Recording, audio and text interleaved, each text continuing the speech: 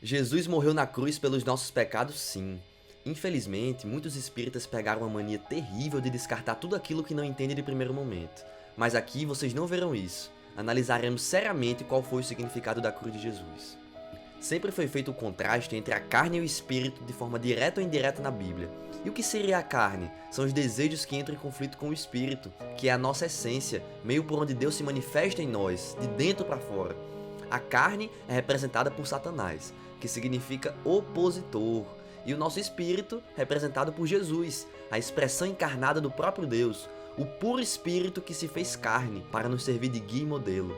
Ele é a representação do que já habita em nós, o Santo Espírito, porém em processo de desencarne, diferente de Jesus, ao qual já atingiu a espiritualidade pura, ou seja, já está totalmente desencarnado. Nós viemos com a carne e com o espírito. Começamos simples e ignorantes em busca da purificação. Lembram de Adão? Adão significa literalmente humanidade, está falando de todos nós. Em hebraico é Adão, que vem de Adamar, que é terra vermelha, trazendo essa ideia de sangue e argila, para expressar algo que se molda de acordo com nossas escolhas. Seria a carne.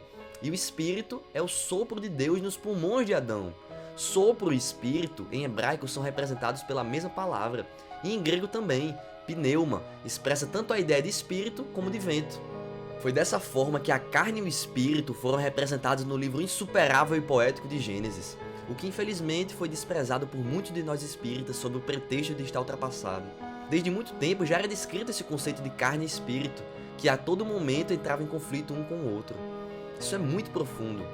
Um nos traz a falsa sensação de liberdade, a porta larga, e o outro a verdadeira sensação de liberdade, a porta estreita, a que é difícil de entrar.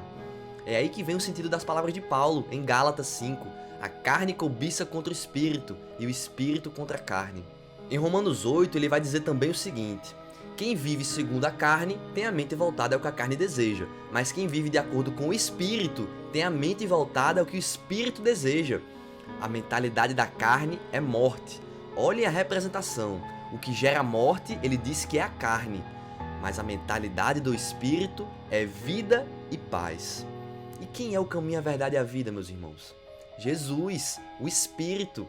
E quem nos leva à perdição seria Satanás, a carne, que em grego é sarx, palavra a qual expressaria muito melhor o seu significado do que traduzida para carne.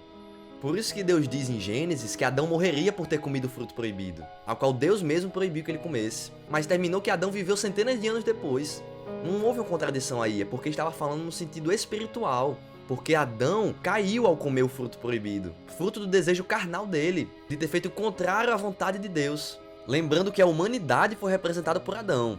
Assim como a morte veio por um homem, também a ressurreição dos mortos veio por um homem.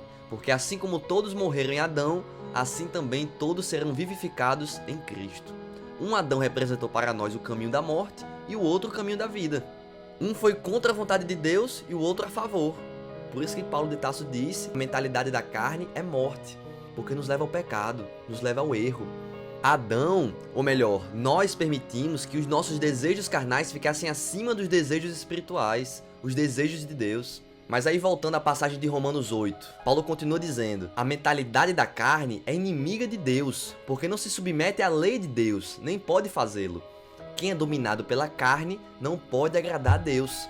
Entretanto, vocês não estão sob o domínio da carne, mas do Espírito, se de fato o Espírito de Deus habita em vocês. Ele está falando dos filhos de Deus, né? Que são os que o aceitaram. E aí ele continua dizendo: e se alguém não se segura no Espírito de Cristo, não pertence a Cristo. Vejam que profundo. Nós temos que nos segurar no Espírito, a nossa essência divina representada em sua plenitude por Jesus.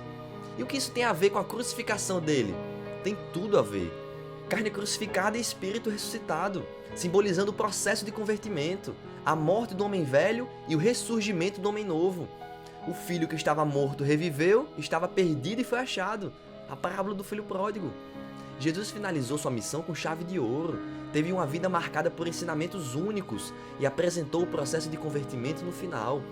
Deixar a carne exige sacrifício, mas o que vem além disso é o mais importante. Não existe satisfação maior do que um corpo glorificado, ressuscitado, o espírito liberto das amarras da carne, como mostrou Jesus após passar por traições e humilhações. E tudo isso é confirmado pelo próprio Paulo de Tarso. Ele fala em Gálatas 5 da carne cobiçar contra o espírito, né? E continua na mesma passagem dizendo: as obras da carne são adultério, fornicação, impureza, lascívia, idolatria e tudo que está contra a lei de Deus que está em nossa consciência, né? Como já bem sabemos. E coisas semelhantes a estas, acerca das quais vos declaro, como já antes vos disse, que os que cometem tais coisas não herdarão o reino de Deus. E vejam que interessante, Jesus disse categoricamente que estava onde o reino de Deus? Dentro de nós, e que poderemos vê-lo se o quê? Se nascermos de novo. Do contrário, não o veremos. Precisamos renascer, ressurgir. É o batismo que Cristo conversava com Nicodemos, o entrar e sair da água para surgir novamente no ventre da mãe. Entrar no líquido amniótico e sair. O processo reencarnatório que leva ao processo de convertimento. Por meio de novas chances, em novas vidas podemos nos aperfeiçoar. Está tudo ligado a isso, o nascer de novo para ver o reino de Deus que está dentro de nós. Essa é a ressurreição que os judeus acreditam até hoje. Agora voltando à passagem. Falou que os que cometem tais coisas não herdarão o reino de Deus, né? E continua dizendo: mas o fruto do Espírito é amor, gozo, paz, longanimidade, benignidade, bondade, fé, mansidão, temperança. E aqui é o ponto principal da passagem. Vejam só. E os que são de Cristo crucificaram a carne com suas paixões e concupiscências. Se vivemos em espírito, andemos também em espírito. E os que são de Cristo crucificaram a carne com suas paixões e concupiscências. Então sim, Cristo morreu pelos nossos pecados. Morreu pelos nossos pecados com o intuito ao qual estamos evidenciando aqui. Ele os levou na cruz por nós, de fato, mas não em nosso lugar. Isso já seria completamente diferente. Se vocês viram alguma passagem que diz exatamente isso, confiram no original. O autor sempre vai estar indicando a ideia de por nós, no sentido de em nosso benefício, nunca em nosso lugar. Paulo vai dizer também em Romanos 8 o seguinte: portanto agora já não há condenação para os que estão em Cristo Jesus, porque por meio de Cristo Jesus, a lei do Espírito de vida me libertou da lei do pecado e da morte. Porque aquilo que a lei for incapaz de fazer por estar enfraquecida pela carne, Deus o fez enviando o seu próprio Filho à semelhança do homem pecador, como oferta pelo pecado. E assim condenou o pecado na carne, a fim de que as justas exigências da lei fossem plenamente satisfeitas em nós, que não vivemos segundo a carne, mas segundo o Espírito. E o apóstolo Pedro também contribuiu dizendo: sobre o madeiro levou os nossos pecados em seu próprio corpo, a fim de que, mortos para os nossos pecados, vivêssemos para a justiça, ou seja, sermos justos para a salvação. Por suas feridas fostes curados, pois estavas como ovelhas desviadas, mas agora retornastes ao pastor e supervisor das vossas almas. Ou seja, retorno ao projeto divino inicial de sermos imagem e semelhança de Deus. Como Jesus se tornou, já está em plena comunhão com o Pai. Precisamos ser os filhos que voltam para casa, que voltam para o projeto divino que se iniciou na imagem de Adão e Eva. E ouvi o Pai dizer: o meu filho que estava morto reviveu, estava perdido e foi achado. Nisso consiste o processo de santificação, renúncia, negação de si mesmo, dos interesses carnais, para haver a regeneração, o ressurgimento de uma nova criatura em Cristo Jesus. Ou seja, Cristo que representa nosso espírito em sua verdadeira pureza, a essência espiritual. Esse é o processo de salvação. Jesus levou os nossos pecados na cruz porque Ele os representou sendo lavados no processo de convertimento que depende de nós mesmos.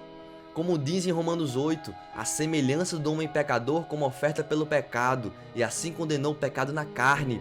E em Gálatas 5, e os que são de Cristo crucificaram a carne com suas paixões e concupiscências. E em 2 Coríntios 4,17, se alguém está em Cristo, nova criatura é. As coisas velhas já passaram, eis que tudo se fez novo. Jesus é sim o Cordeiro de Deus que tira o pecado do mundo. Dessa forma, Ele é a expressão encarnada do Espírito de Deus que habita em nós, mas que ainda está em conflito com a carne. Jesus é a representação do nosso espírito. Acreditemos nele, pois ele mesmo disse: ninguém vai ao Pai senão por mim. Eu sou a ressurreição e a vida. Aquele que crê em mim, ainda que morra, viverá. E quem vive e crê em mim, não morrerá. Não é crer na pessoa de Jesus, mas em sua proposta. Ele representa o estágio que um dia iremos chegar. Crer nele é crer no Espírito que em nós habita. Façamos as palavras de Paulo as nossas. Para mim, o viver é Cristo e o morrer é lucro. E em Gálatas 2 ele vai dizer algo também muito interessante. Fui crucificado junto com Cristo. Por isso já não sou eu mais que vivo, mas é Cristo que vive em mim. Minha vida presente na carne, vivo-a pela fé no Filho de Deus, que me amou e se entregou a si mesmo por mim. Mas vocês podem até dizer, oxe, tudo isso só para mostrar um símbolo? Não poderia ser mais claro? Faria mais sentido. O sacrifício da cruz serviu para mostrar que a caminhada de um cristão é feita de sacrifícios, de luta e de dor. E o que Jesus teve que passar para mostrar esse simbolismo foi marcado por muita dor. E poucos de nós realmente compreendemos isso. Renunciar aos próprios interesses, negar-se a si mesmo, nos parece loucura demais.